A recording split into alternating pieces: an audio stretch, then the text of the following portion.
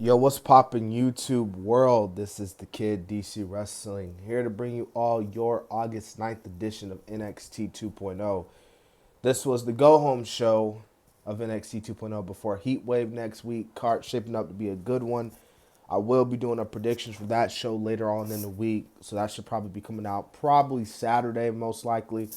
But anyways, let's get on with this review, man. Overall, solid show tonight.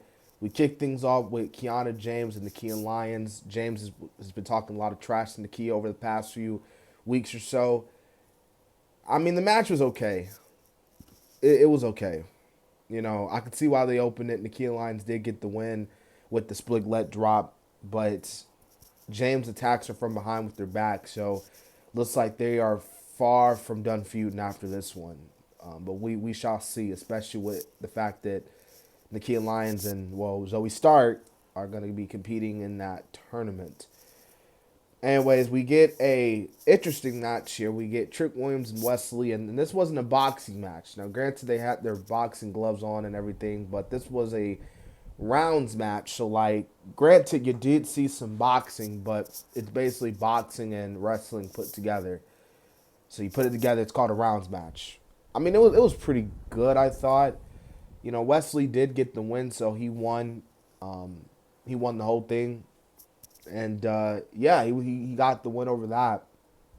But after that little segment there, we got Carmelo Hayes still in the ring, and he was like, "Look, we saw what happened last week, so whoever wants a shot, come on out here, because you're just like Nathan Frazier, you're gonna get stepped on." So Giovanni Vinci comes out. Giovanni Vinci's like, look, man, like, let's do it. Because everybody knows it was supposed to be you and me, but Nathan Frazier had to stick his nose where it didn't belong. So how about let's do it, you and me. That should be a really good match for the title next week, man. Hayes and Vinci. And I will get more into that when I give you guys my predictions for that match.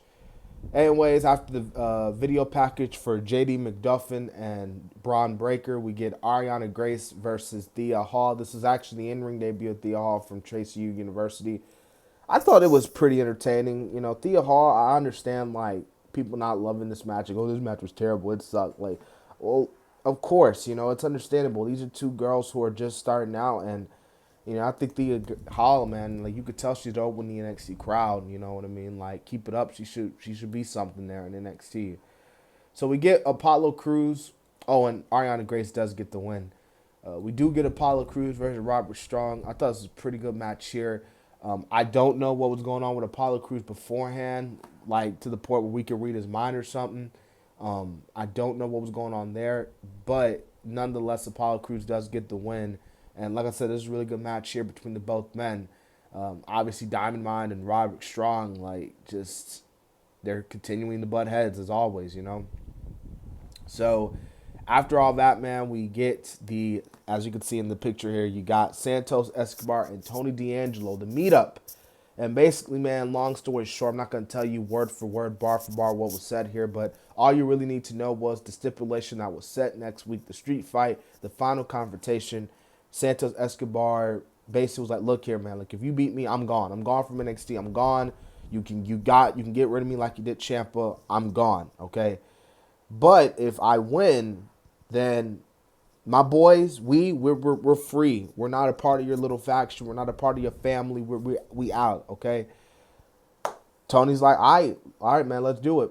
So it's settled. So Tony D'Angelo, Santos Escobar next week. Again, that should be a really good one there as well. Idris Enough and Malik Blake take on Pretty Deadly. No offense to these four guys. I really didn't care for this. Pretty Deadly do get the win.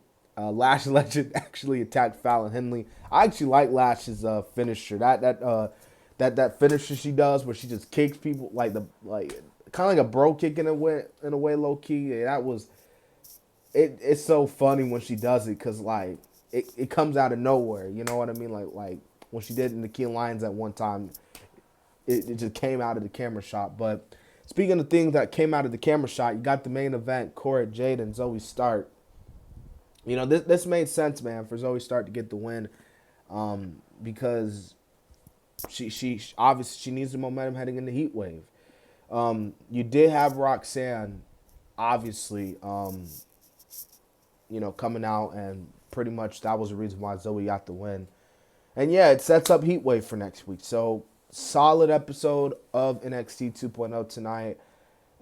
But yeah, like I said a lot in this review, I think Heatwave should be a good show. So I hope you guys enjoyed my review. Make sure you like, comment, and subscribe. This has been the Kid DC Wrestling. And so yeah.